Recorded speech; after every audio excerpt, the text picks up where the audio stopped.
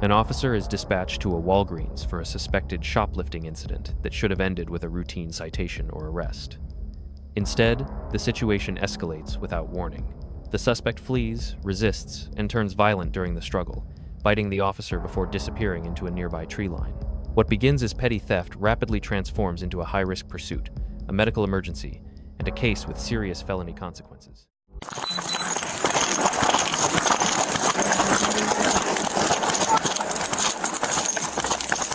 Where are you going? Stop! You're under arrest! Wait, 20, I'm out with the female at the Walgreens. No, please. Please. Stop her now. Please. Stop resisting. Please. Let me go. You're under arrest now. Please let me go. Okay, I'm under arrest. You let go my gun. Oh, stop. Please. You are under arrest. Please let go my gun. I'm not letting you go. Please let go my gun. Please. Stop. You grab me. Please let go of me. You're going to jail. Please. You got nowhere to go back here. If I let go, I'm going to get you on the other side. Let go of me. Please don't. Please. My backup's coming, and you're going to get tased. Please don't. Stop right now. Please. Okay. All right. Stop. Okay. Hands up now. Hands up. You're under arrest. You understand me? I can't put my other hand up. Nope. Put your hand up. It.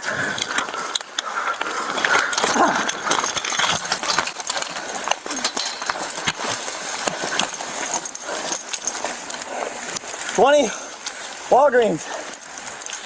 Ingalls and Larkin. Female bit me. She's in the wood, tree line here. We got units around. 22 on my Black and Larkin. Hold on, I'm almost there. You're gonna get tased as soon as you get out of here. Give me a unit.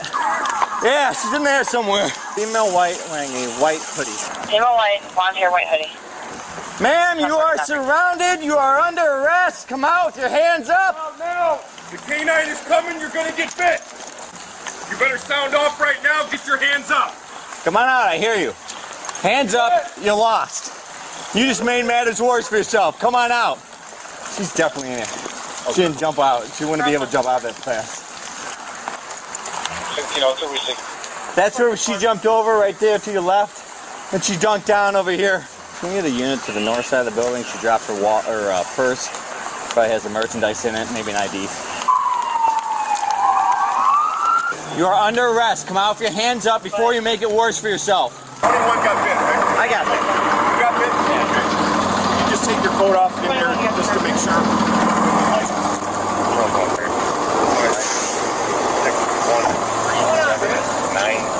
Crazy lady bit me. Yeah. Comes back to Samantha Bravado. Out of Bristol. No, where'd you? Oh, wait, what's that? Hey, Samantha, she should be 99. Oh, she didn't break through her skin at all. Right here. Okay. At the 2 marks Yeah, she should be 99 in the county. Yeah. She didn't even really break skin. Sarge said she's a prostitute. So just saying. Oh, come on. That's what he said. Yeah, she didn't break the skin, which is a A little bit of blood, but I would say, yeah, because that's disinfectant, so that would be your best shot right now, just to keep it clean, try and kill it. And then, yeah, the big thing is just, wash them, man. Yeah, they thought she was stealing. I was talking to them inside about some other case, and she just slides out, starts running. I'm like, well, that's good enough for me. Yeah. Just chased her, jumped over there. So she's hiding out here somewhere? Yeah, she's in there. You saw her jump this fence? She jumped right over here. I held on to her as long as I could, so she then she went, tried to get to the other side. I ran around, she never made it. And she tried to crawl and dunk down, so she's laying down right here in the brush. All right. Joliet Police K9! Amanda! In the one line! You are under arrest! You are under arrest! Make yourself known right now! We're going for you to search! He will find you and he will fight you! Here! Here! Here! Here! Here! Samantha, the dog's in there! Get your hands up! Get out! Got her? All right. Good job, guys. Before I go, I know I'm going to go to I can't go to the hospital. Get on your toes. Get on your feet. I'm trying. Is she already crying for an ambulance? Yes. Yeah. 14, Well, they're going to be good here. I'm going to go and put the bag. Yeah, I'll get the bag. I'll get it. There's her stuff. Thanks. She bit me. Yeah, that's all right. Yeah. They wanted you to show up even though I was in the... Okay. Yeah, I can't, like, I've dealt with her, yeah. Can you say him to do a show up? Yeah. I'm gonna do it though. Okay. In the car. Alright. You alright? Yeah, she barely cut the skin. Yeah, she saw you and she just took off a bit, right? I tried leaning in to see if I could see anything. I couldn't see anything. You guys didn't have her anything. I didn't have anything. And so, can you just see what is yours? Yeah. I'll get a property theft log. 52 come to the rear of Walgreens. You want me to at least handle the retail theft portion and you just handle the like... No, it'll be all together, so. You okay? Yeah, can you grab me a retail theft? By the way, we're headed over there now. Looks like you. What's up, man? You good? Yeah, go ahead. Yeah, I want to see. barely broke the skin. Yeah, you probably gotta look. Still gotta look at shit dirty. They looked at it and said just clean it up and that's all I need. Okay. And then they documented for whatever on a report. Just All right, as long as you're good with that, now we can get you some swing up there. Okay. Okay. What was she stealing? Was that the problem? yeah. Okay. So I came in here to talk about a different case. See if they had video from a different case. They told me, hey, good timing. This lady, her purse is getting larger and larger and larger. Sure. They didn't see anything taken for sure. So I stood by the register, figured I'd deter. Tried peeking in her purse as she was trying to check out a few items she had. She didn't agree with that? Then she just slid and then Gotcha. just booked Okay. it. So I took chase. As long as you guys are good. Well, I'll see you guys down at the station then, just whenever you're done. All right. Oh my goodness. Right place at the right time, or the wrong place at the wrong time. When's the last time this dude chased somebody out, got bit? Oh, no. She literally gave me a fake, like she gave me a fake name, right? But like when I walked up to her, I was like, hey, what's going on? Samantha? Like, that's not my name. I'm like, oh, I'm so sorry. I genuinely felt bad because I thought I called her the wrong name. And then later on, I'm like, you asshole. Like, you had me really thinking that I called you out your name. She's like, I know more. Like, that was so stupid. Like lie to him. He's never met you. Yeah. I think giant rocks or something crazy. So this is all we're looking at pretty much. Is this yours or is this yours? No, that's hers. And then, yeah, she actually bought that. Did she buy it? 'Cause Yeah, she was in the process. Yeah, she bought that. Oh, at the pharmacy. Yeah, and then she was walking around with that bag. And that's what she was talking about. Yeah, it was, How about these? Yeah, those two. Yeah, she bought. Is this yours too or no? Yeah, that's ours. Yeah, she bought the toilet paper and the syringes. So was that maybe $40 worth of stuff right there? Yeah, she definitely bailed on. We found some stuff over that she didn't leave the store with. So she must have saw him and just immediately was like, okay, we'll put some of this stuff back. And then she bought like a few items to the register. It was like a data. She was acting like weird. We were watching her for like 20 minutes. She's buying out. I dealt with her. Yeah. She didn't break the skin or anything? She did a little bit, but they I would go get checked. You know what I mean? Like, they were saying it wasn't. your hand, not them. And, you know, she's a well-known prostitute. 3423. 'cause How more like- well known? She's advertises. Oh, I was just asking how. Is that right there? Yeah. That's broken skin, man. Yeah. Cool. You got everything to lose and nothing to gain, so might as well go. That is broken skin. Yeah. I'm sure I can handle the retail theft for you. Do a follow up. Yeah. Dude, why don't you do that and go straight to the hospital? Get that moving. Do I got a quick follow up? Do you have a body cam, or is that an extra holder? That's an extra holder. Okay. It's for the best, man. Yeah. I mean, Yeah. get a tetanus shot, you know, at the very least, get a tetanus They'll give shot. you a lollipop. Alright. I do want to go with the PCS too. Picture yourself stepping into a familiar retail store on an ordinary day. Bright lights, quiet aisles.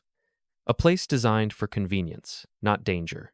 Nothing about this moment signals risk.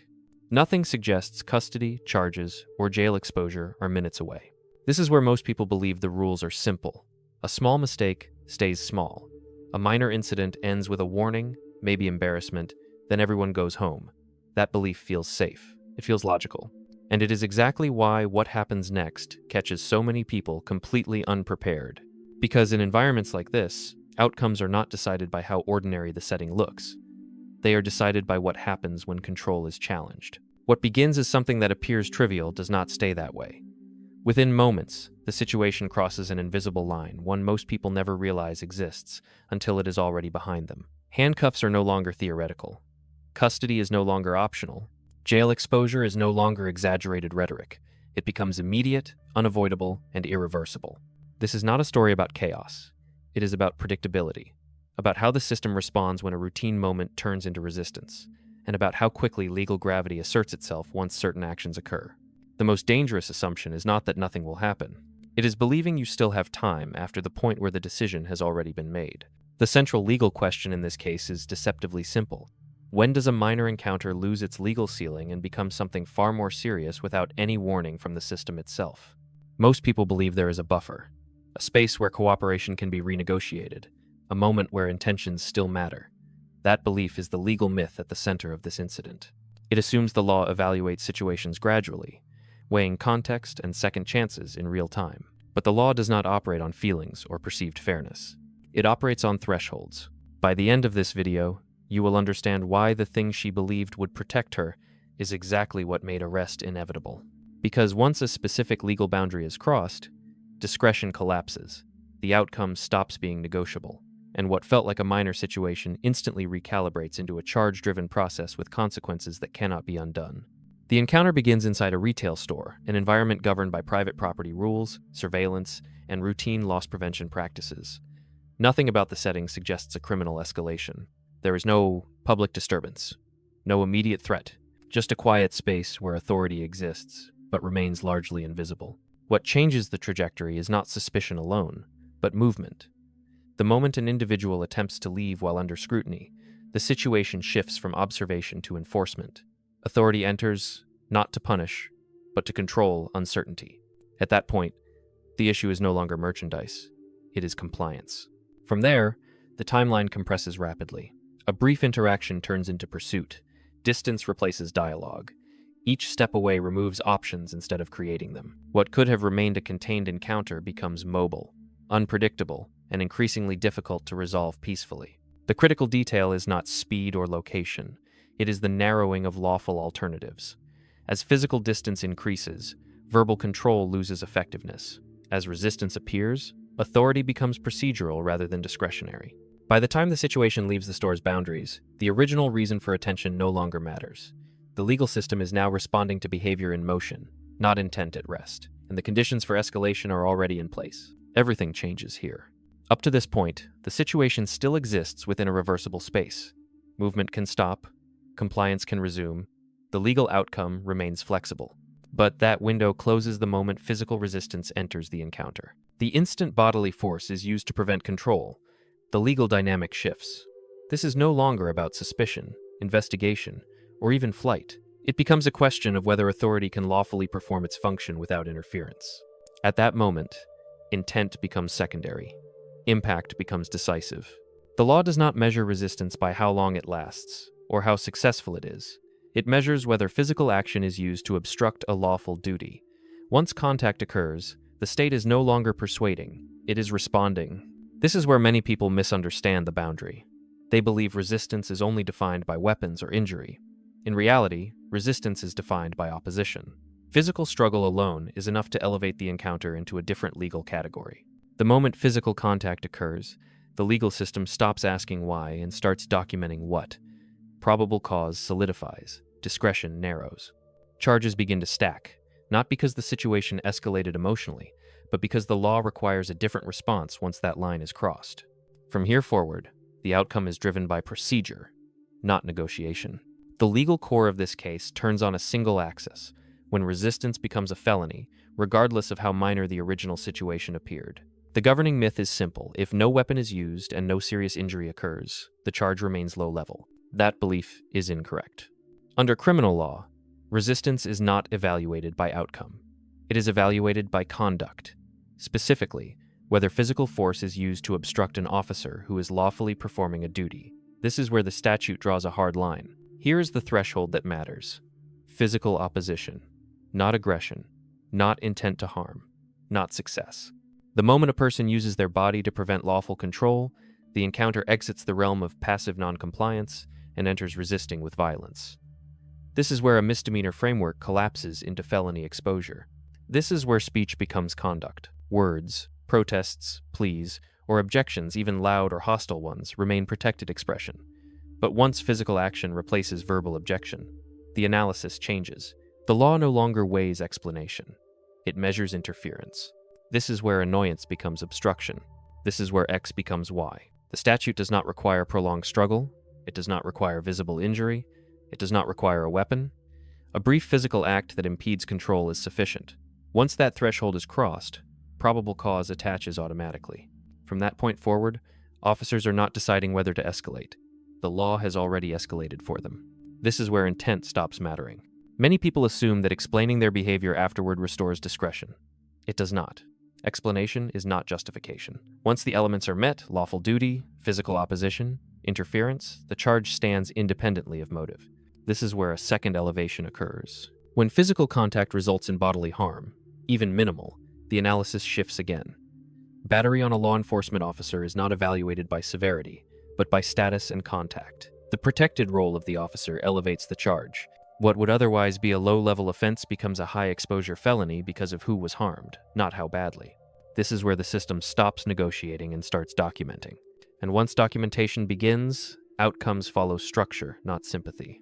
Two counter-narratives commonly appear in cases like this, and both collapse under objective legal review. The first is freedom of speech. The assumption is that verbal protest, refusal, or emotional reaction creates legal protection once a situation escalates. It does not. Speech remains protected only until it is replaced by conduct. The moment physical action is used to obstruct a lawful duty, constitutional protection ends. The law evaluates behavior, not tone or frustration. At that point, expression becomes legally irrelevant. The second narrative is police brutality. This claim often emerges after force is used to regain control, but legally, force is evaluated under an objective reasonableness standard, not hindsight. The question is not whether force looked excessive later, but whether it was reasonable at the moment resistance occurred. Once physical opposition is present, authority is permitted to respond proportionally to restore control. Neither narrative alters the core analysis. The law does not debate motives. It applies tests. And once those tests are met, the outcome is no longer negotiable. What emerges in encounters like this is not a medical condition, but a recurring behavioral pattern. It begins with authority, confusion, the belief that compliance is optional until consequences feel real. That belief is reinforced by entitlement, the assumption that personal urgency or perceived unfairness creates flexibility in enforcement. As pressure increases, this pattern often shifts into status insulation, where the individual treats the encounter as negotiable rather than procedural. When control is asserted, the response escalates into Darvo deny, attack, reverse victim and offender, reframing resistance as mistreatment. This is not a mental health diagnosis. This is a behavioral pattern. It appears when individuals misread legal boundaries as social boundaries. But the law does not respond to narratives. It responds to actions. And once conduct replaces dialogue, the pattern stops being psychological and becomes legal, triggering consequences that cannot be managed through perception alone. By the time the encounter reaches its conclusion, the outcome is no longer shaped by perception or intent. It is determined by charges. The legal process has already taken control. What began as a low-level retail matter now carries multiple layers of exposure. Arrest is no longer discretionary. Booking becomes mandatory. The case moves forward under statutes that attach serious consequences to physical resistance and unlawful contact with a protected official. Jail exposure is no longer hypothetical.